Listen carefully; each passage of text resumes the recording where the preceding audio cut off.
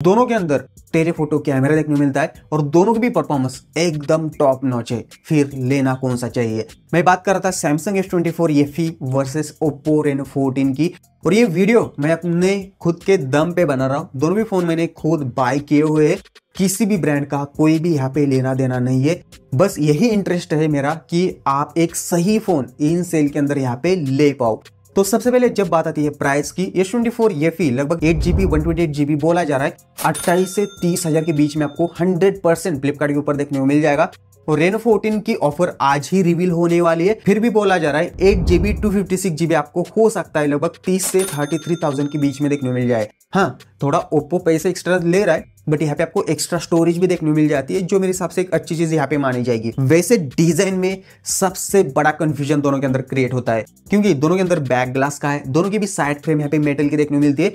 फिर भी सैमसंग थोड़ा सा ग्लॉसी टाइप यहाँ पे डिजाइन प्रोवाइड करता है, जबकि ओप्पो के साथ आपको यहाँ पे मैट फिनिश टाइप यहाँ पे डिजाइन देखने को मिलती है। बट जितना मैंने प्रैक्टिकली देखा, ओप्पो के ऊपर थोड़े से फिंगर के निशान यहाँ पे अपीयर होते हैं और सैमसंग के ऊपर भी होते हैं, बट इतने ज्यादा यहाँ पे दिखते नहीं। वैसे यहाँ पे आप दोनों को भी साइड बाय साइड देखते हो तो ओप्पो थोड़ा छोटा फोन है लंबाई में, और उसके साथ साथ इसका वेट 187 ग्राम के आसपास देखने को मिलता है, जबकि सैमसंग थोड़ा बड़ा फोन है और इसका वेट आपको 213 ग्राम के आसपास देखने को मिलता है। तो डेफिनेटली ओप्पो ज्यादा हैंडी है और एक हाथ से इसको आप इजीली यहाँ पे यूज कर सकते हो, और लाइट वेट भी है। जब आईपी रेटिंग की बात आती है, दोनों के अंदर आईपी रेटिंग अच्छी देखने को मिलती है। सैमसंग के साथ IP68 है तो ओप्पो के साथ IP68 और 69 दोनों भी वाटर डस्ट रेजिस्टेंट का यहाँ पे सपोर्ट देखने को मिलता है। वैसे आप फ्रंट साइड डिजाइन यहाँ पे देखते हो तो आपको शॉक लगेगा, बेजल्स ओप्पो के बेजल्स सिमेट्रिकल देखने को मिलते हैं और ना के बराबर है, जबकि सैमसंग के ऊपर के बेजल्स कम है, बट नीचे के बेजल्स थोड़े से बड़े फील होते हैं और ये कम हो सकते थे प्राइस रेंज के अकॉर्डिंग। वैसे मैं क्लियरली बोलो आपको, ओवरऑल डिजाइन में कहीं ना कहीं यहाँ पे दोनों भी अच्छे हैं, बट सैमसंग बैक से ज्यादा ही प्रीमियम फील देता है,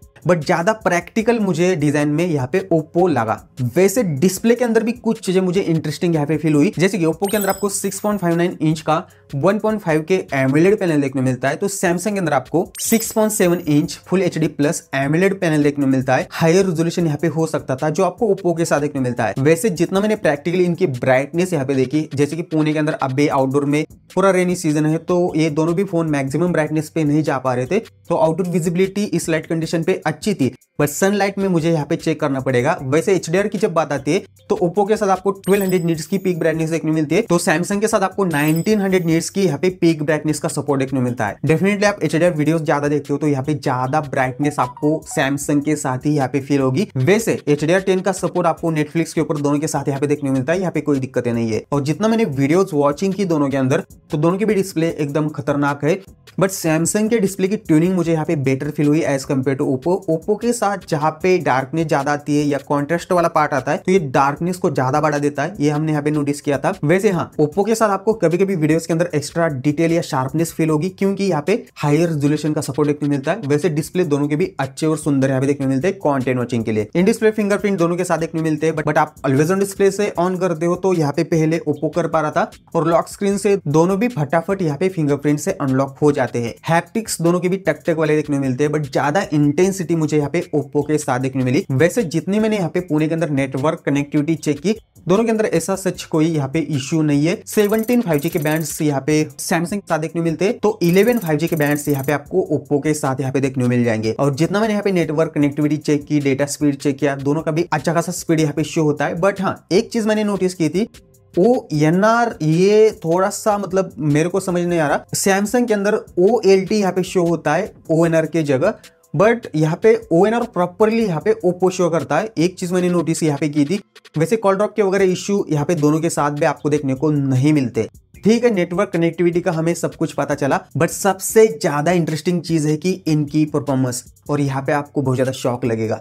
जैसे कि सैमसंग के अंदर आपको Exynos 2400E वाला प्रोसेसर यहाँ पे देखने को मिलता है, तो Dimensity का 8350 का प्रोसेसर यहाँ पे आपको ओप्पो के साथ देखने को मिल जाता है। सबसे पहले जब मैंने AnTuTu यहाँ पे चेक किए तो सैमसंग लगभग 50.50 लाख के अराउंड यहाँ पे चला जाता है, अराउंड कभी कभी 16 लाख के आसपास भी चला जाता है, जबकि ओप्पो लगभग मुझे 14 लाख के अराउंड यहाँ पे देखने को मिला। उसके बाद Geekbench के सिंगल स्कोर मल्टी स्कोर, यहाँ पे मल्टी स्कोर में भी बहुत बड़ा डिफरेंस निकल के आता है। और यहाँ पे सैमसंग परफॉर्मेंस में बेटर मुझे यहाँ पे फील हुआ, और प्रैक्टिकली भी आगे मैं बताऊंगा। बाकी हाँ, जो यूएफएस स्टोरेज है बेस वेरिएंट के अंदर दोनों के अंदर 3.1 देखने को मिलता है, और सैमसंग के हायर वेरिएंट के अंदर आपको 4.0 यहाँ पे देखने को मिल जाएगा। सबसे पहले जितने मैंने यहाँ पे ऐप ओपनिंग चेक की तो सैमसंग ही एप्स को यहाँ पे पहले ओपन कर पा रहा था, और उसके बाद मैंने जब काइनमास्टर ऐप से एक वीडियो रेंडर करके देखा तो सैमसंग 8K तक वीडियो को एक्सपोर्ट कर सकता है, बट मैंने 1080p 60fps और हाई बिट्रेट के अंदर वीडियो को एक्सपोर्ट किया तो यहाँ पे सैमसंग बहुत ज्यादा क्विक था, और इसका आधा भी टाइम, उससे भी एक्स्ट्रा टाइम यहाँ पे ओप्पो ले पा रहा था। और वीडियो रेंडरिंग में कहीं ना कहीं आपको बेनिफिशियल रहेगा यहाँ पे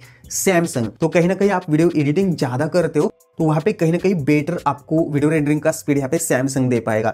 और जितनी मैंने यहाँ पे गेमिंग चेक की साइड बाय साइड, जैसे कि बीजीएमआई के अंदर मैंने देखा तो Samsung smooth plus ultra extreme मतलब 120 FPS का सपोर्ट देता है, जबकि ओप्पो के साथ आपको 90 FPS का ही सपोर्ट देखने को मिलता है। हाँ, दोनों के अंदर जो सुपर स्मूथ वाला ऑप्शन है ये इनेबल करके मैंने गेमिंग चेक की, विदाउट इनेबल करके भी यहाँ पे मैंने गेमिंग चेक की तो सैमसंग ज्यादा थ्रोटल करता है। 120 FPS इसका ज्यादा काम का नहीं है, 90 FPS भी इसका ज्यादा काम का नहीं है, लगभग FPS अच्छे खासे ड्रॉप करता है सैमसंग, और 120 FPS में एवरेज FPS 105 FPS के आसपास से रह पाता है। जबकि ओप्पो को जितना मैंने यहाँ पे टेस्ट किया 90 FPS ज्यादा स्टेबल है एज कम्पेयर टू सैमसंग, और इसके एवरेज FPS मुझे 85 से लेकर 90 FPS के बीच में फोन देखने को मिल रहा था। तो क्लियरली मैं बोलूं तो गेमिंग में ज्यादा ऑप्टिमाइजेशन बेटर आपको यहाँ पे ओप्पो के साथ देखने को मिल जाएगी। वैसे सबसे बड़ा कंफ्यूजन कहाँ पे होता है पता है दोनों के अंदर, वो है कि हीटिंग। यार दोनों भी नॉर्मली हीट करते हैं गेमिंग के टाइम पे, ज्यादा हीटिंग नहीं मैं बोलूंगा, नॉर्मली यूजेस में दोनों भी गर्म नहीं होते, बट हीटिंग है यार गेमिंग के टाइम पे दोनों भी थोड़ा सा गर्म फील होते। 43 से लेके 46 डिग्री सेल्सियस के आसपास दोनों भी आराम से चले जाते, बट सैमसंग थोड़ा ज्यादा फास्ट टेम्परेचर को गेन करता है, ये हमने नोटिस किया था।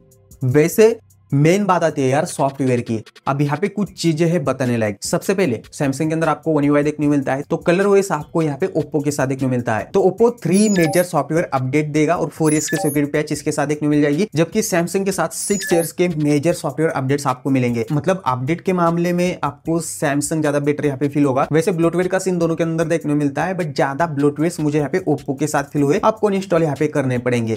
सॉफ्टवेयर के फीचर्स की बात करें, दोनों के अंदर बहुत सारी फीचर देखने को मिलते हैं, दोनों को भी आप अच्छा खासा कस्टमाइज कर सकते हैं। ऑलवेज ऑन डिस्प्ले वगैरह यहाँ पे ओप्पो के साथ देखने को मिलता है, और लॉक स्क्रीन कस्टमाइजेशन तक गड़ा यहाँ पे ओप्पो के साथ देखने को मिलता है। जबकि सैमसंग के अंदर आप गुड लॉक इंस्टॉल करते हो तो सारी चीज आप इस फोन की यहाँ पे चेंज कर सकते हैं। वैसे कुछ प्रैक्टिकल फीचर्स भी सैमसंग के इंटरेस्टिंग लगे, जैसे कि सिक्योर फोल्डर, फाइल को वगैरह हाइड कर सकते हैं, ये आपको ओप्पो के साथ भी देखने को मिलता है। ये नॉर्मल ऐप लॉक वाला काम करता है, बट प्रैक्टिकल और ज्यादा सिक्योर मुझे सिक्योर फोल्डर यहाँ पे सैमसंग का लगा। और उसके साथ साथ सैमसंग के अंदर आपको सैमसंग डेस्क का भी ऑप्शन देखने को मिलता है, तो एज अ फोन को आप सीमलेसली मॉनिटर के साथ कनेक्ट कर सकते हैं, तो इससे कुछ प्रैक्टिकल फीचर है। बट कौन सा फोन है जो प्रैक्टिकल ज्यादा एक ही फीचर यहाँ पे प्रोवाइड कर रहा है, तो हाँ, गैलरी के अंदर ज्यादा इंटीग्रेशन ये का मुझे यहाँ पे ओप्पो के साथ देखने को मिला, जबकि सैमसंग का जो जनरेटिव एडिट है ना ये भी खतरनाक काम करता है, और सैमसंग के साथ बहुत ज्यादा एक्स्ट्रा एक फीचर्स है जो ज्यादा प्रैक्टिकल है, जैसे कि इनका AI राइटर वगैरह यार इतना करेक्टली स्पेलिंग करेक्शन करता है, ग्रामर मिस्टेक को यहाँ पे क्लियर करता है, तो ये ज्यादा प्रैक्टिकल लगा। वैसे AI राइटर यहाँ पे आप ओप्पो के साथ भी देखने को मिलता है,